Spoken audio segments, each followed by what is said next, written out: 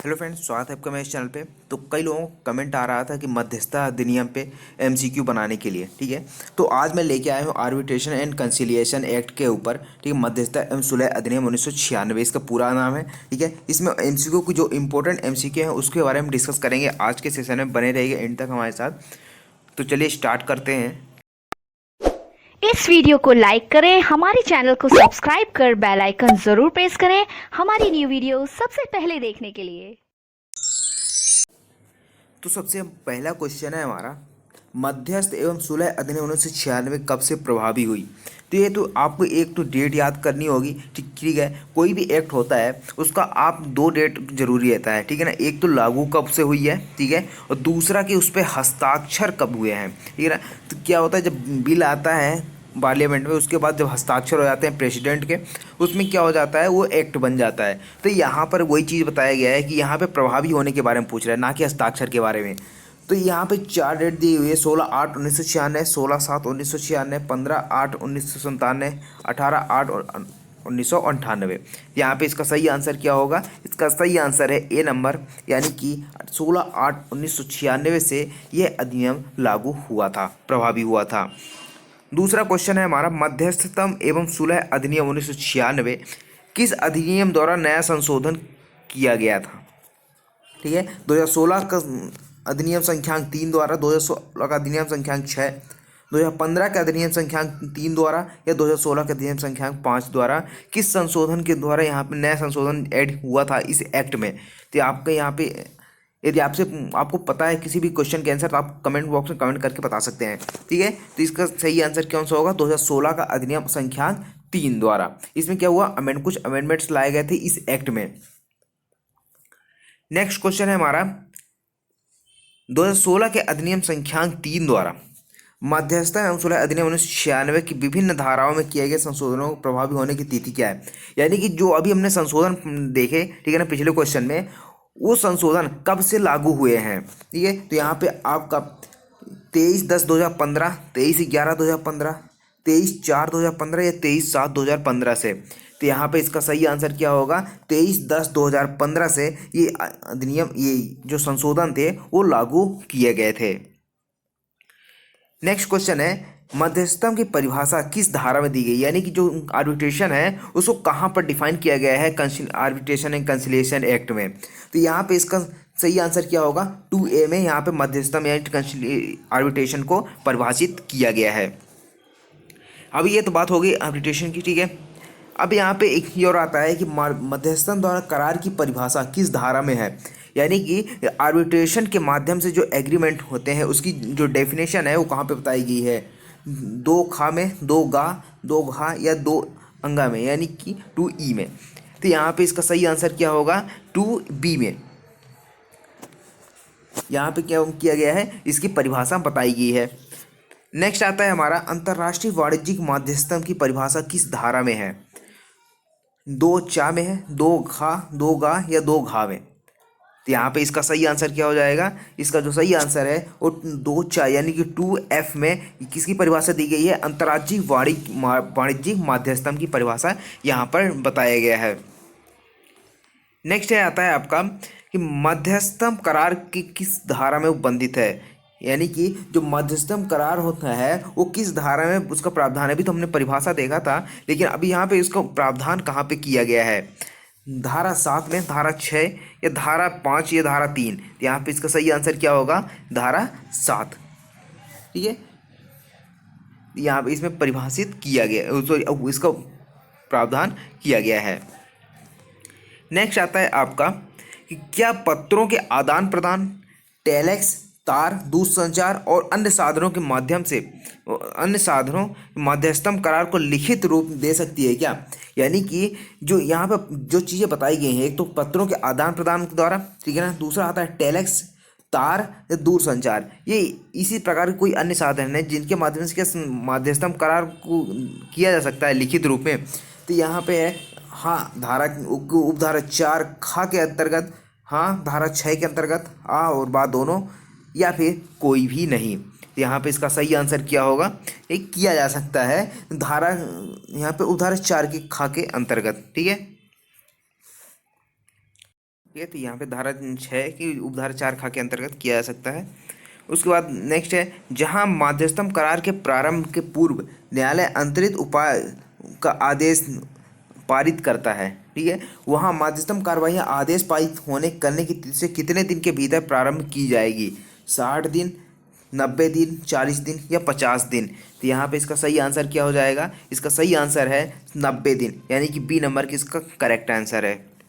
Next question है, मध्यस्थों की संख्या के बारे में उपबंध किस धारा में किया गया है? यानी कि मध्यस्थों की संख्या के उपबंध किस धारा में बताया गया है? तो यह धारा 10, धारा 12, धारा 15 या धारा 20 में? तो यहाँ पे इसका सही आंसर क्या हो जाएगा? इसका सही आंसर है ए नंबर, यानी कि 10 में। नेक्स्ट क्वेश्चन है हमारा, मध्यस्थों की संख्या के बारे में क्या सत्य है? पक्षकार मध्यस्थों की संख्या अवधारित करने के लिए स्वतंत्र हैं। पक्षकारों द्वारा अवधारित संख्या सम नहीं होने चाहिए, यह आ और बा दोनों, या फिर कोई भी नहीं? तो यहाँ पे इसका सही आंसर क्या होगा? तो यहाँ पे इसका जो सही आंसर है वो हो जाएगा आपका कि पक्षकार मध्यस्थों की संख्या अवधारित करने के लिए स्वतंत्र है। ठीक है, तो पक्षकार क्या कर सकते हैं? जो मध्यस्थ हैं उनकी संख्या डिसाइड कर सकते हैं, उनकी उसके लिए वो फ्री है, ठीक है, स्वतंत्र है कि कितने भी संख्या हो सकती है। नेक्स्ट क्वेश्चन है, मध्यस्थों की नियुक्ति संबंधी उपबंध किस धारा में किया गया है? धारा 11 में, धारा 14, धारा 15 में या फिर धारा 12? ठीक है ना, यहाँ पे इसका सही आंसर क्या हो जाएगा? इसका जो सही आंसर है वो हो जाएगा धारा 11 में यहाँ पे, ठीक है। नेक्स्ट क्वेश्चन है हमारा, मध्यस्थ के बारे में क्या सत्य है? आपको यहाँ पे ये जरूर ध्यान रखना होगा कि जो क्वेश्चन पूछा जा रहा है उसमें सत्य पूछा जा रहा है कि असत्य पूछा जा रहा है, क्योंकि इसी में कन्फ्यूजन होता है और इसमें क्वेश्चन गलत हो जाते हैं, ठीक है। तो यहाँ पे क्या पूछा गया है कि मध्यस्थ के बारे में क्या सत्य है, यानी कि इसमें कुछ गलत भी दिए होंगे।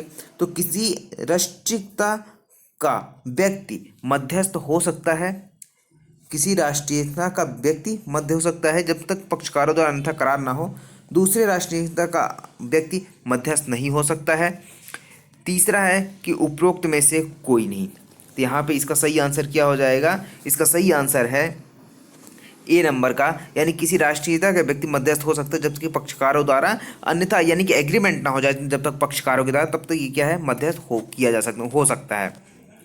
नेक्स्ट क्वेश्चन है, निम्नलिखित में से कौन सी धारा 2016 के अधिनियम संख्या द्वारा अंतः स्थापित की गई जो 23/10/2015 से प्रभावी हुई है? यानी कि जो 2016 का अमेंडमेंट था ये इसमें बहुत अच्छी प्रभाव से लागू किया गया, और ये इसमें कौन सी धारा अंतः स्थापित की गई, ठीक है ना, इंसर्ट की गई, नई धारा जोड़ी गई थी? तो इस धारा 29A, 29B या 29C? तो यहाँ पे इसका सही आंसर क्या हो जाएगा? इसका सही आंसर है बी नंबर, यानी कि धारा 29 का ये जोड़ी गई थी, इंसर्ट की गई थी। नेक्स्ट है, धारा 29 का के अनुसार मध्यस्थम पंचायत की समय सीमा क्या है? यानी कि जो धारा 29 का के अनुसार इस धारा के अधीन जो पंचायत दिए जाते हैं, अवार्ड पास किए जाते हैं, पारित किए जाते हैं, उसकी समय सीमा कितनी रहती है? तो मध्यस्थम अधिकारी द्वारा निर्देश ग्रहण किए जाने की तारीख से 12 मास की अवधि के अंदर, 6 मास, 3 माह या 4 माह? यहाँ पे इसका सही आंसर क्या हो जाएगा? इसका जो सही आंसर है वो हो जाएगा 6 माह, ठीक है, बी नंबर का ऑप्शन सही है। नेक्स्ट क्वेश्चन है हमारा, मध्यस्थम अधिकरण का समझौता के संबंध में क्या उपबंध है? यानी कि जो मध्यस्थम अधिकरण है उसके द्वारा जो समझौता किए जाते हैं उसमें उसके बारे में क्या क्या प्रोविजन है बताए गए हैं, ठीक है। तो यहाँ पे 4 ऑप्शन दिए गए। पहला है, पक्षकारों की सहमति से मध्यस्थम अधिकरण समझौता प्रोत्साहित करने के लिए मध्यस्थम कार्रवाई के दौरान किसी समय मध्यस्थम सुलह यानी प्रक्रियाओं का प्रयोग कर सकता है। यानी कि जो अधिकरण समझौता किया जा रहा है उस टाइम पे जो प्रोसीडिंग होती है, तो प्रोसीडिंग के दौरान कभी भी क्या किया जा सकता है? समझौता सुलह की प्रयोग किया जा सकता है, उस शक्ति का प्रयोग किया जा सकता है पक्षकारों के द्वारा। दूसरा है, मध्यस्थता सुलह अधिनियम 1996 की धारा 30 में ऐसा उपबंध किया गया है, आ और बा दोनों, या फिर अधिकार समझौता नहीं करा सकते, यानी जो ट्रिब्यूनल होते हैं वो समझौता नहीं करा सकते हैं। तो यहाँ पे इसका सही आंसर क्या हो जाएगा? इसका सही आंसर है सी नंबर, यानी आ और बा दोनों सही हैं। उसके बाद नेक्स्ट क्वेश्चन है, अधिकरण अनुरोध प्राप्ति के कितने दिनों के अंदर पंचायत में गलती का सुधार कर सकता है? यानी कि जो पंचायत है, यानी जो अवार्ड पारित किया गया है उससे कुछ गलती है तो उसको सुधार करने के लिए कितने दिन के अंदर अनुरोध किया जा सकता है? 30 दिन, 60 दिन, 90 दिन या 40 दिन। ये काफ़ी इंपॉर्टेंट क्वेश्चन है और कई बार एग्जाम में पूछा जाता है। तो यहाँ पे इसका सही आंसर क्या हो जाएगा? ए नंबर का, यानी कि 30 दिन के भीतर आपको क्या करना होगा? अनुरोध यहाँ पे किया जाएगा। अनुरोध जब प्राप्त होगी उसके 30 दिन के अंदर जो गलती है उसको सुधार किया जाएगा। नेक्स्ट क्वेश्चन है हमारा, मध्यस्थ पंचायत सुधार करने के लिए आवेदन के संबंध में क्या सत्य है? यानी कि जो मध्यस्थम पंचायत है उसको सुधार करने के लिए क्या क्या सही है, इसमें बताना है आपको। धारा 33 तक उपबंधित है, ठीक है। पंचायत अनुरोध की प्राप्ति 30 दिन के अंदर आवश्यक समझता है तो सुधार करेगा या निर्वाचन करेगा? आ और बा दोनों, कोई इनमें से कोई नहीं। तो यहाँ पे इसका सही आंसर क्या हो जाएगा? इसका सही आंसर है सी नंबर का, यानी आ और बा दोनों। यानी धारा 33 यानी कि 33 में उपबंध किया गया है इसका, और 30 दिन के अंदर क्या करना होगा? सुधार करना होगा। यदि उसको लगता है सुधार करना चाहिए तो सुधार करेगा। नेक्स्ट क्वेश्चन आता है, मध्यस्थम पंचायत को अपास करने के लिए आवेदन से संबंधित धारा कौन सी है? तो पंचायत को अपास करने की धारा कौन सी? धारा 34, धारा 32, धारा 30 या धारा 31। तो यहाँ पे इसका सही आंसर क्या हो जाएगा? इसका जो सही आंसर है ए नंबर का, यानी कि जो धारा 34 है, ठीक है। तो धारा 33 में क्या है? सुधार कर सकता है, ठीक है। और धारा 34 में क्या है कि उसको जो पंचायत पारित किया गया था उसमें क्या किया सकता है? उसको अपास्त करने के लिए आवेदन किया जा सकता है। किसमें? धारा 34 में। उसके बाद नेक्स्ट क्वेश्चन आता है हमारा, मध्यस्थ पंचायत का आवेदन सूचना की तामील से कितने दिन के अंदर निपटाना होगा? 1 वर्ष, 1 माह, 3 माह या 6 माह?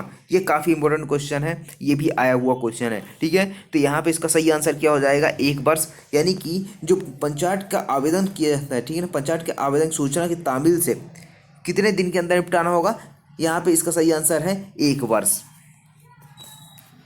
उसके बाद नेक्स्ट क्वेश्चन आता है हमारा 21 क्या कहता है कि सुलहकर्ताओं की संख्या के बारे में क्या सही है? ठीक है ना, धारा 63 में उपबंधित है सुलहकर्ताओं की संख्या के बारे में, यानी जो कंसिलिएशन वाले होते हैं, ठीक है, तो उसमें संख्या के बारे में कहाँ पे बताया गया? 63 में है।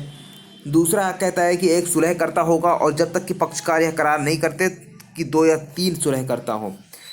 यानी कि नॉर्मल तो 1 होगा, लेकिन पक्षकार यदि चाहे क्या 2 या 3 से 3 सुलहकर्ता भी कर सकते हैं, आ और बा दोनों, या फिर कोई नहीं। यहाँ पे इसका सही आंसर क्या हो जाएगा? इसका सही आंसर है सी नंबर का, आ और बा दोनों हो जाएगा। तो आई होप आपको ये पूरा समझ में आया होगा, ठीक है ना। तो मिलते हैं अगले लेक्चर में जहाँ पे हम बात करेंगे रजिस्ट्रेशन एक्ट की, ठीक है। रजिस्ट्रेशन एक्ट में 50+ कुछ इंपॉर्टेंट क्वेश्चंस हैं जिनको हम MCQ सॉल्व करने वाले हैं, ठीक है, और जो वो एग्जाम में आए हुए क्वेश्चन हैं, ठीक है। तो मिलते हैं अगले लेक्चर में।